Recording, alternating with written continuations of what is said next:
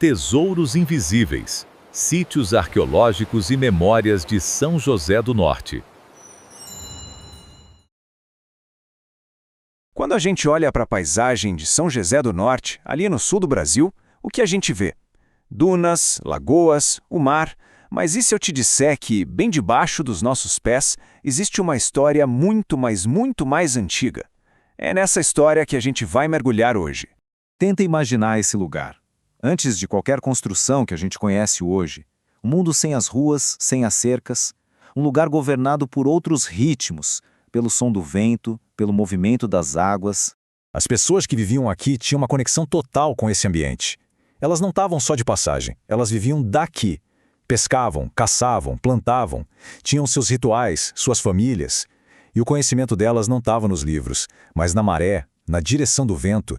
E aí fica a grande pergunta, né? Quem eram essas pessoas? Como a gente pode conhecer a história de um povo que não deixou uma única palavra escrita? A resposta, e isso é o mais fascinante, está literalmente enterrada. Para conseguir ler essas histórias que a Terra guardou, a arqueologia entra em cena. Ela nos dá as ferramentas para organizar esse passado todo e finalmente começar a entendê-lo. E a palavra-chave aqui é tradições arqueológicas. É muito importante entender isso. Não é o nome que esses povos se davam. São, na verdade, rótulos, classificações que os cientistas criaram para agrupar culturas que tinham costumes parecidos. Pensa como se fossem famílias de vestígios. E como é que se define uma dessas tradições? Bom, é um trabalho de detetive. Os arqueólogos olham os padrões que se repetem. O jeito de fazer um pote de cerâmica, a técnica para criar uma ferramenta de pedra, o modo como construíram as casas ou enterravam quem morria. Cada detalhe desses é uma pista.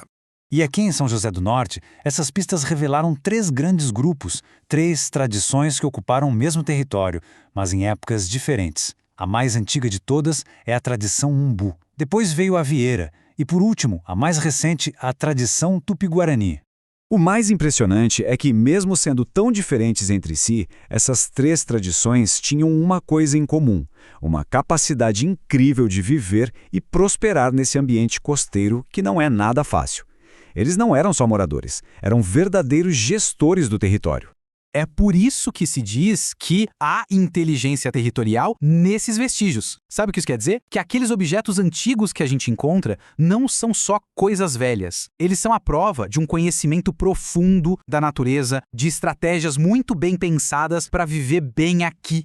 Olha só que interessante como cada grupo tinha uma estratégia completamente diferente para usar os recursos daqui.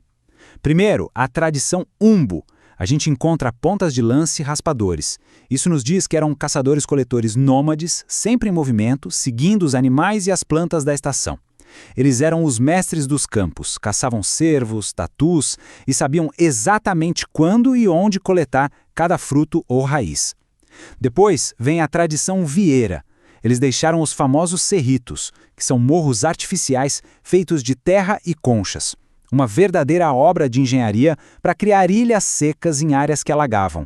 Com isso, eles garantiam acesso o ano todo aos recursos da lagoa: peixes, moluscos, aves. Uma estratégia de fixação genial. E por fim, a tradição Tupi-Guarani. A cerâmica deles, super bem feita, era para quê? Para guardar grãos. Isso mostra que eram agricultores. Eles dominavam o cultivo de mandioca, de milho e transformavam a paisagem com suas roças.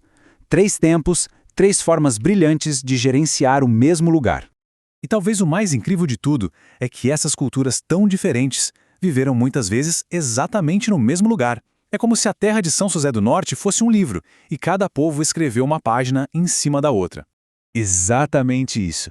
Numa única escavação, os arqueólogos encontram vestígios desses 3 mundos, um em cima do outro. É a prova física, concreta, de que essa terra tem uma história de ocupação humana muito longa e contínua. Imagina que a gente está cavando. Lá no fundo, nas camadas mais antigas, a gente acha as ferramentas de pedra dos caçadores Umbu. Um pouco mais para cima, os restos dos cerritos da tradição Vieira. E bem na superfície, a cerâmica toda decorada dos agricultores Tupi-Guarani. É literalmente uma viagem no tempo, de baixo para cima. O que isso tudo nos mostra? Que esse território nunca foi uma coisa parada no tempo. Ele sempre esteve em movimento. É uma história de continuidade, de um povo chegando depois do outro e de uma transformação constante.